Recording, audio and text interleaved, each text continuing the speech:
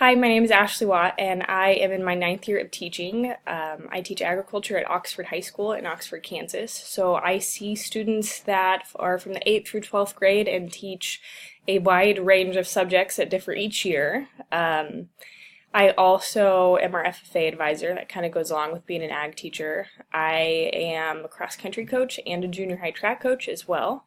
So that is starting, and that right off the bat is going to be one of the reasons how to get this course done and stay on track. I have to do that because here in a couple weeks when track starts, life gets crazy, and we are going to have a lot of track kids this year. So the goals and the reasons that I am taking not only this course but this master's program is because I actually started a master's program 3 or 4 years ago, and I did it from a larger university. The first couple of courses I took, I spent a lot of money on and didn't see a whole lot of value in how they would help me on the day-to-day basis, and I wanted to find something that would help me not feel stagnant. I think it's important to be a lifelong learner, and if we're going to expect the kids to learn, that we also need to do so, and we have to do so to help them reach their potential, because if they leave our high school never having known about technology, they are going to be in a world of hurt because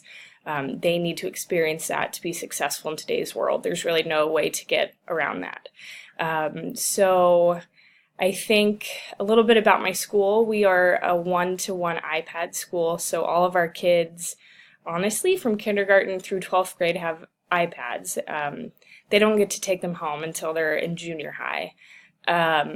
So we're very technology rich. I've experienced a lot of it, but I think it's really easy to get bogged down, and we'll go to professional developments, and our tech people are great, but they've never been teachers.